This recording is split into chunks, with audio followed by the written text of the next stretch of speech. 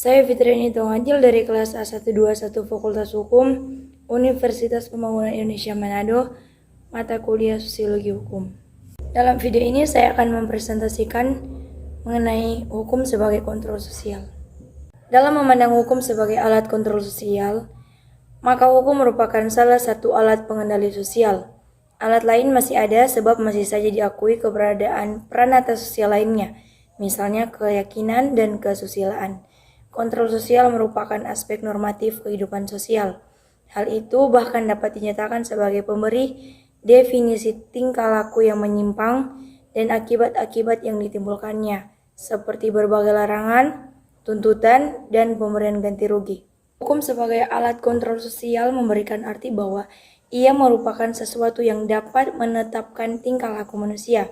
Tingkah laku ini dapat didefinisikan sebagai sesuatu yang menyimpang terhadap aturan hukum. Sebagai akibatnya, hukum dapat memberikan sanksi atau tindakan terhadap si pelanggar. Karena itu, hukum pun menetapkan sanksi yang harus diterima oleh pelakunya. Artinya bahwa hukum menyesuaikan diri dengan keadaan masyarakat yang dipengaruhi oleh keyakinan dan ajaran falsafat lain yang dipeganginya. Dalam hal ini, fungsi hukum ini lebih diperluas sehingga tidak hanya dalam bentuk paksaan. Fungsi ini dapat dijalankan oleh dua bentuk. Yang pertama, pihak penguasa negara.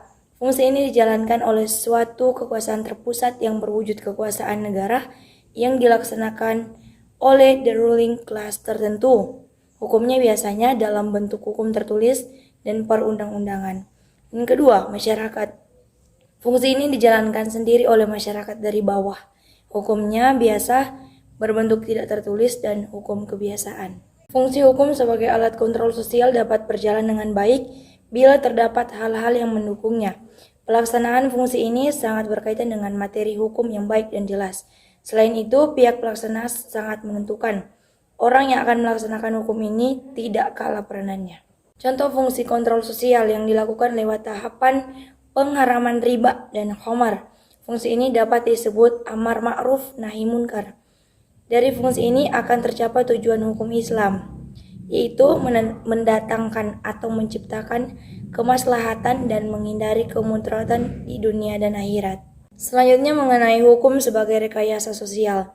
Adanya fungsi hukum sebagai alat rekayasa sosial, suatu masyarakat dimanapun di dunia ini tidak ada yang statis. Masyarakat manapun senantiasa mengalami perubahan. Hanya saja ada masyarakat yang perubahannya pesat dan ada pula masyarakat yang perubahannya lamban. Di dalam menyesuaikan diri dengan perubahan itulah, fungsi hukum sebagai a tool of engineering, sebagai perekayasa sosial, sebagai alat untuk merubah masyarakat ke suatu tujuan yang diinginkan bersama. Fungsi hukum sebagai rekayasa sosial ini juga sering disebut dengan a tool of engineering yang pada prinsipnya merupakan fungsi hukum yang dapat diarahkan untuk mengubah pola-pola tertentu dalam suatu masyarakat, baik dalam arti mengokohkan suatu kebiasaan menjadi sesuatu yang lebih diyakini dan lebih taati, maupun dalam bentuk perubahan lainnya. Fungsi hukum sebagai rekayasa sosial yang semakin penting dalam era pembangunan adalah sebagai sarana pembangunan masyarakat. Hal ini didasarkan pada anggapan bahwa adanya ketertiban dalam pembangunan merupakan sesuatu yang dianggap penting dan sangat diperlukan. Adapun dampak negatif dari penggunaan hukum sebagai rekayasa sosial adalah yang hanya membawa keuntungan bagi sebagian kecil warga masyarakat dunia justru merugikan sebagian besar warga masyarakat lainnya. Adanya hukum sebagai rekayasa sosial mencerminkan fungsi hukum sebagai sarana pemaksa yang melindungi warga masyarakat dari segala bentuk ancaman serta perbuatan yang membahayakan. Fungsi hukum ini dapat dinamakan dengan fungsi merealisasikan tujuan hukum Islam. Selanjutnya mengenai hukum sebagai social welfare.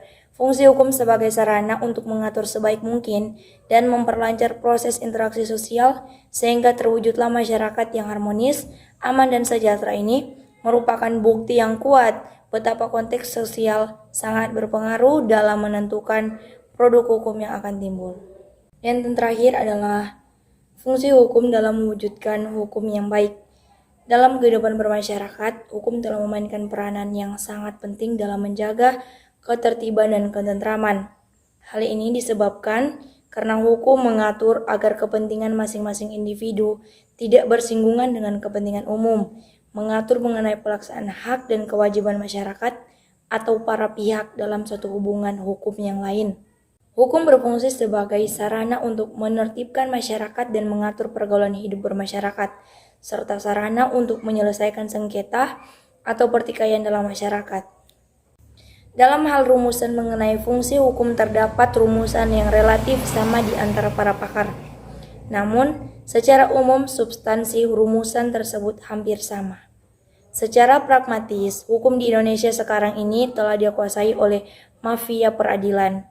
Hukum dan lembaga peradilan yang ada tidak lagi menjadi benteng terakhir bagi para pencari keadilan. Hal tersebut menyebabkan masyarakat seringkali main hakim sendiri dalam menyelesaikan kasus-kasus yang dihadapinya.